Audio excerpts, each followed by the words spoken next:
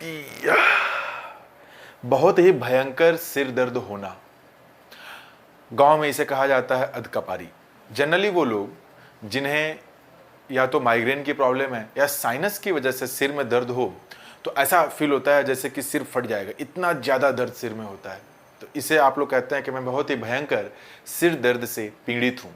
इसे इंग्लिश में बोलेंगे I am suffering from a splitting headache. Splitting बना हुआ है स्प्लिट वर्ब से। स्प्लिट का मतलब होता है टू डिवाइड समथिंग, यानी अलग कर देना। तो अगर आपने बोला स्प्लिटिंग हेडेक, इसका यह मतलब है कि सिर को जो डिवाइड कर दे उस तरह का दर्द। तो अगर आपको कभी बोलना हो बहुत ही भयंकर सिर दर्द हो रहा है या फिर ऐसा लग रहा है कि जैसे सिर फट जाएगा, उस सिचुएशन में आप यूज करेंगे अ स्प्लिटिंग हेडेक।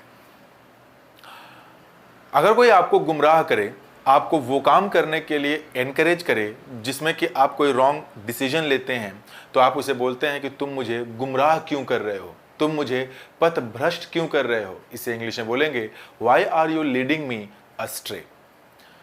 सही इसका स्ट्रक्चर है टू लीड समबडी अस्ट्रे। इसका मतलब है किसी को गुमराह करना, किसी को पथ भ्रष्ट करना। टीथ को हिंदी में कहते हैं दांत। बच्चों के जब दांत निकलते हैं उस समय उन्हें बुखार और उल्टियां होती हैं। डॉक्टर बोलते हैं आपको घबराने की बिल्कुल ज़रूरत नहीं है, ये सिर्फ शुरुआती दिक्कतें हैं, बाद में बच्चा अपने आप नॉर्मल हो जाएगा। तो उसी टीथ से एक फ्रेज तैयार किया गया अ टीथिंग प्रॉब्लम। इसका मतलब है शुरुआती दिक्कतें। ये तो सिर्फ शुरुआती दिक्कतें हैं, these are just teething problems. अपने किसी फ्रेंड या फिर किसी रिलेटिव को जब आप एनकरेज करते हैं और रिलेटिव आपको या फिर वो आपका फ्रेंड अगर बोले तुम्हें नहीं पता कि मेरा दर्द क्या है, आप रिप्लाई करते हैं मुझे पता है तकलीफ कैसी होती है। I know where the shoe pinches. Pinch मतलब चुभना, शू पिंचेज कि शू कहाँ कहाँ पिंच करता है। यानी अगर आपने अपने फ्रेंड के शूज को पहना तो आपको भी पता चल जाएगा कि उस जूते में कहां कहां प्रॉब्लम है। इसीलिए फ्रेज तैयार हो गया वेयर द शू पिंचेज। अधूरा ज्ञान खतरनाक होता है। इसे इंग्लिश में बोलेंगे a little knowledge is dangerous.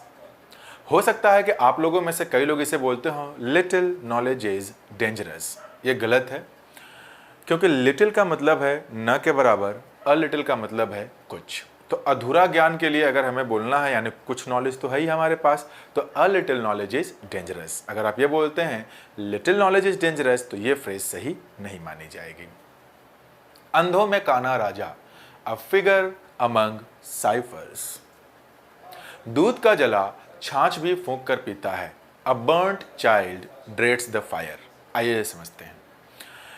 English के जब हम इडियम्स को याद करते हैं तो हम कोशिश ये करते हैं कि हम उनको ट्रांसलेट करें हिंदी से इंग्लिश में। तो ऐसा नहीं करना चाहिए।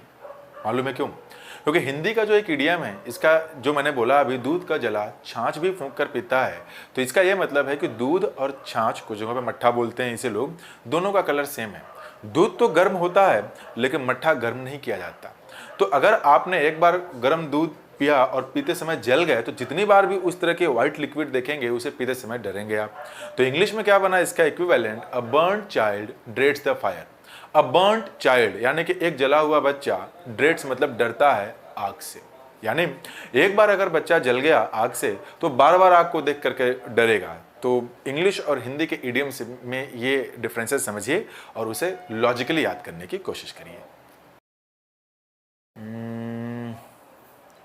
उसके दिमाग में क्या चल रहा है, what is churning around in his mind.